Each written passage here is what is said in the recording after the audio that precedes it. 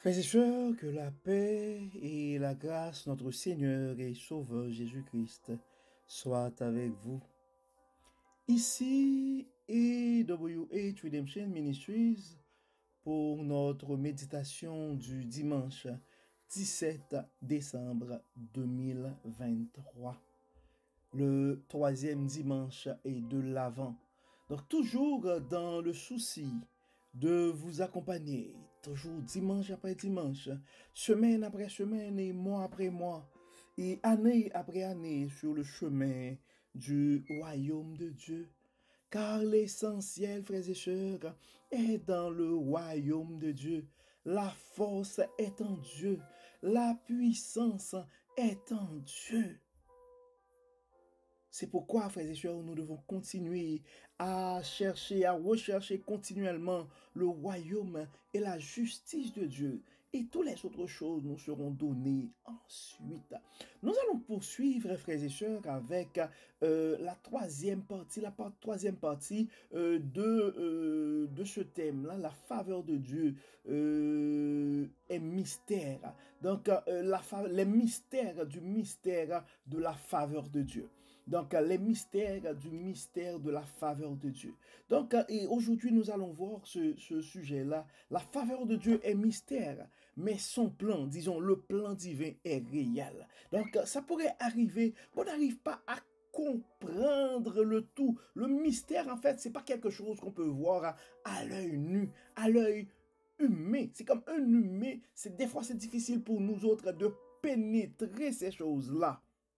Mais une chose est certaine, même si on n'arrive pas à comprendre, nous devons croire que le plan divin est réel. Et les projets que Dieu a pour nous, ce sont des projets de paix et de bonheur. Donc, nous allons regarder aujourd'hui et dans les mystères du ministère de la faveur divine, toujours dans le cadre, c'est le troisième dimanche de l'Avent, dans le cadre de la naissance de Jésus-Christ, nous allons regarder aujourd'hui et Joseph et la visite de l'ange. Nous allons regarder Joseph et la visite de l'ange.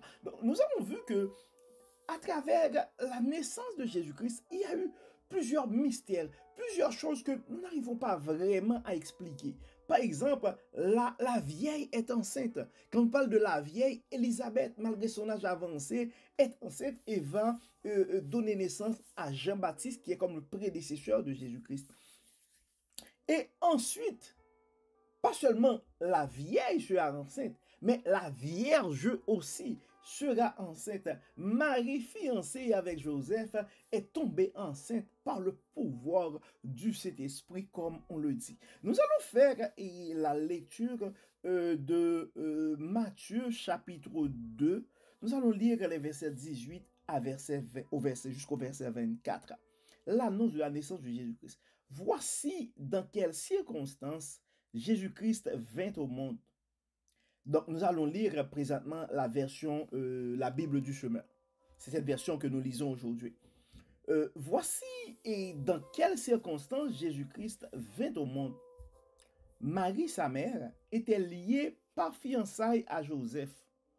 Or, elle se trouva enceinte par l'action du Saint-Esprit avant qu'elle ait vécu ensemble. Joseph, son futur mari, était un homme juste. Il ne voulait pas la livrer au déshonneur. C'est pourquoi il se proposa de rompre ses fiançailles sans en ébruiter la raison. Il réfléchissait à ce projet quand un ange du Seigneur lui apparut en rêve et lui dit: Joseph, descendant de David, ne crains pas de prendre Marie pour femme, car l'enfant qu'elle porte vient de l'Esprit Saint. Elle donnera naissance à un fils. Tu l'appelleras Jésus. C'est lui, en effet, qui sauvera son peuple de ses péchés. Tout cela arrivera pour que s'accomplissent ces paroles du Seigneur transmises par le prophète.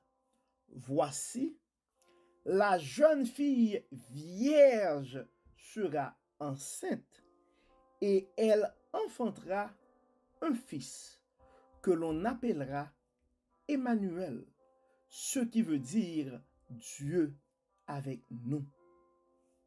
À son réveil, Joseph fit ce que l'ange du Seigneur lui avait commandé. Il prit sa fiancée pour femme, mais il n'eut pas de relation conjugale avec elle avant qu'elle ait mis au monde un fils, auquel il donna le nom de Jésus.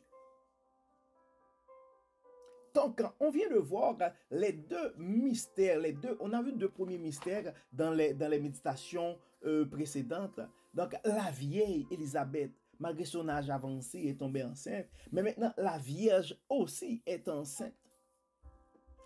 Et ce qui est bizarre dans tout ça, à l'œil humain, le bébé de Marie est fils de Dieu. Le bébé, c'est le fruit du Saint-Esprit. Donc, Marie fut tombée enceinte par le moyen du Saint-Esprit. Quand même, chose bizarre, la Vierge est tombée enceinte par le moyen du Saint-Esprit. Chose bizarre aux yeux des hommes. Donc, c'est tout un mystère, cette affaire.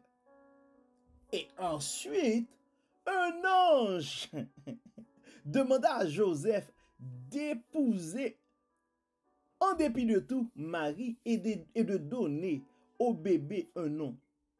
Quelle drôle de demande, frères et sœurs. On pourrait se demander, la logique est où dans tout ça? La Vierge est enceinte, le bébé est de Dieu, et en plus on te demande d'épouser cette femme-là qui est en train de porter un bébé qui n'est pas de toi. Disons mieux qu'elle teste pour la foi d'un jeune bon et honnête homme. Parce que la Bible nous dit, Joseph était un bon jeune homme. Il était un homme honnête. Et en dépit de tout, il voulait rompre sans faire de bruit avec ce scandale-là, sans scandaliser Marie. L'obéissance a un prix, frères et sœurs. Parce que demander à un jeune homme d'épouser une femme qui porte un bébé qui n'est pas de lui, lui qui espère épouser une vierge, maintenant vient d'apprendre que sa fiancée, sa vierge fiancée, est enceinte. Donc on comprend, et maintenant l'ange, il a eu un songe et l'ange lui demanda d'épouser cette femme, cette jeune fille. Donc on s'entend, frères et sœurs, l'obéissance a un prix. Mais il y a une chose que nous devons nous rappeler aussi. L'obéissance à Dieu a un prix, c'est vrai, mais ça porte des fruits aussi. C'est pourquoi, frères et sœurs, quand s'il vient le temps d'obéir ou d'honorer la demande de Dieu, à travers la visite d'un ange ou d'une méditation, nous devons nous rappeler que l'essentiel est en Dieu. Nous devons nous rappeler, frères et sœurs, que nous devons chercher premièrement le royaume et la justice de Dieu, et toutes les choses vont arriver après. L'abondance, la sagesse, l'espérance, etc. Donc le choix pourrait être difficile à faire. Si tu as des doutes, probablement tu te trouves dans une situation où Dieu te demande de faire quelque chose. Puis le choix, c'est difficile. Probablement tu te vois comme Joseph. Demande à Dieu d'envoyer son ange pour te confirmer sa volonté. Parce que comme on venait tout juste de mentionner ça, la faveur de Dieu, disons l'obéissance à Dieu a un prix, mais ça porte aussi des fruits. Que le veuille ou non, C'est difficile pour Joseph de prendre une femme qui est en train de porter un bébé qui n'est pas de lui.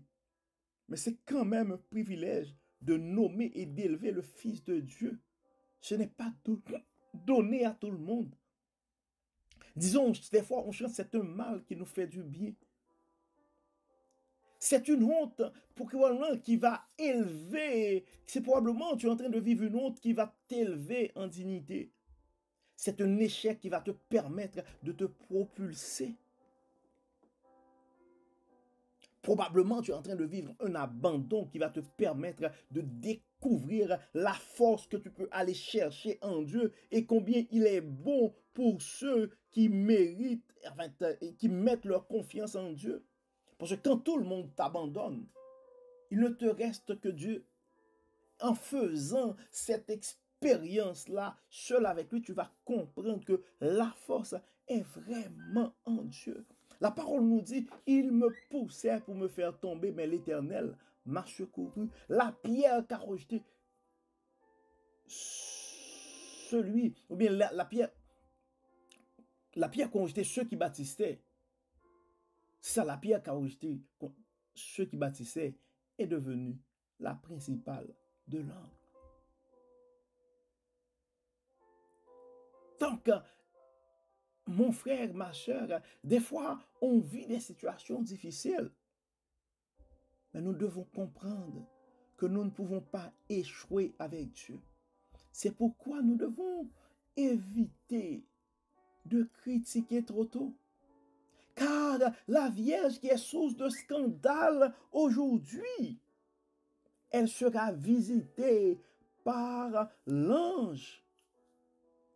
Elle sera acceptée et vénérée parce qu'elle est en mission. Elle est en train de porter le bébé qui va libérer l'humanité tout entière de ses péchés.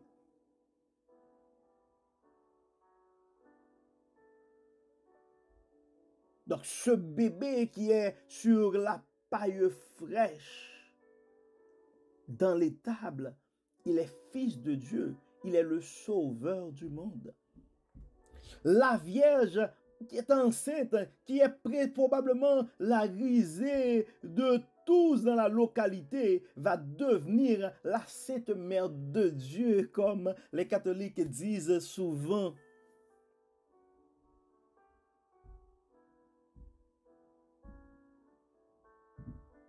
Donc c'est important, frères et sœurs. Et une chose que nous devons comprendre, l'obéissance. En Matthieu 1er, 24, 25, ça nous dit que Joseph a obéi à l'ange et a épousé Marie. Donc le message pour toi, mon frère, aujourd'hui, le message pour toi, aujourd'hui, ma soeur, le temps est à l'obéissance. Le temps est à l'obéissance. Joseph, n'aie pas peur de prendre Marie avec toi. Donc, Dieu te parle aujourd'hui, mon frère. Dieu te parle aujourd'hui, ma soeur. La faveur divine est mystérieuse des fois. Des fois, on se pose plein de questions pour... écoute, c'est pas possible, c'est pas logique. Mais nous devons comprendre, frères et sœurs, que le plan divin est réel.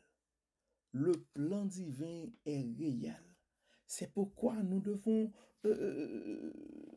ne pas avoir peur et d'affronter, d'entrer. C'est ça, nous ne devons pas avoir peur d'entrer dans le chemin de notre destinée. Écoute, le chemin de la destinée, ou le chemin de notre destinée, le chemin du plan divin, des fois c'est périlleux. C'est évident si présentement tu te poses plein de questions. Ça peut arriver que ça fait un bout que tu sens cet appel-là pour le ministère, mais tu te poses plein de questions. Tu regardes à ta carrière, tu regardes à tout.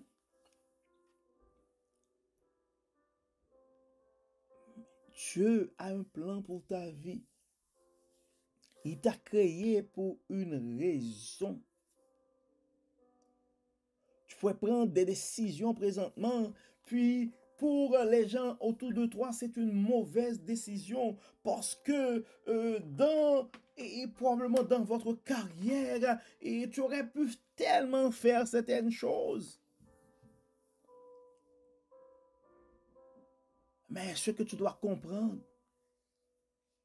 quand Dieu envoie, il pourvoit. Tu ne saurais échouer dans le plan divin. La voie de Dieu, c'est la voie de la réussite. Des fois, malheureusement, on essaie d'accumuler des diplômes, on essaie de chercher des opportunités, de faire du réseautage, parce qu'il faut développer les affaires, on a besoin d'un bon emploi, il faut grandir son réseau et tout. Des fois, on lit des livres, on fait des formations, on prend des séances de coaching parce qu'on cherche le bonheur, on cherche le bien-être, on cherche la réussite.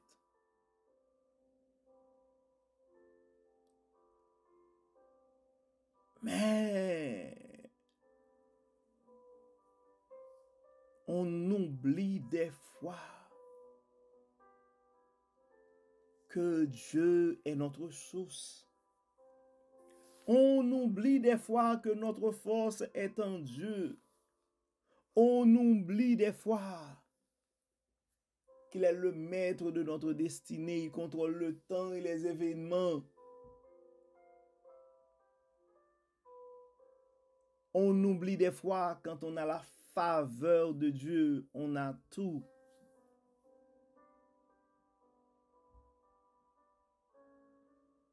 Donc c'est probablement des fois mystérieux.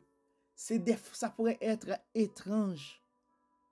Il y a des choses qui dépassent l'entendement humain.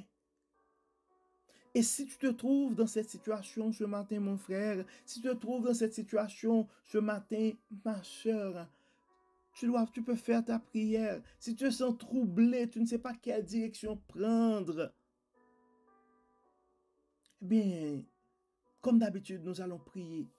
Nous allons demander à Dieu de te révéler sa volonté, comme il avait fait pour Joseph.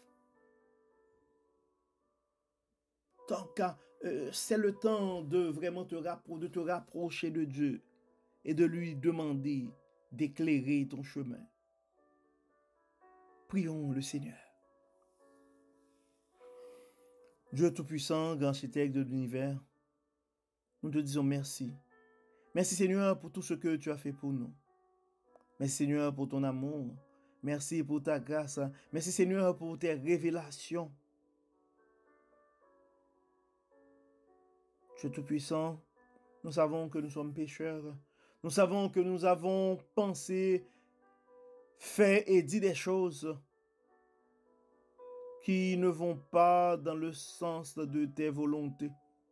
C'est pourquoi nous te demandons, Seigneur, de ne pas entrer en jugement avec nous et de nous guider, de nous aider.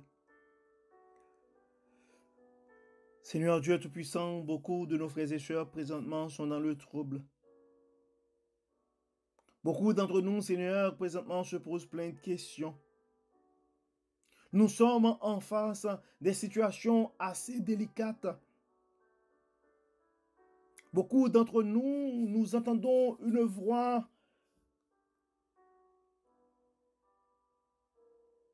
qui nous demande de prendre une direction. Mais quand on regarde la réalité autour de nous, quand on regarde les commentaires des amis et des gens qui nous entourent, nous doutons parce que à nos yeux, ça n'a pas de sens.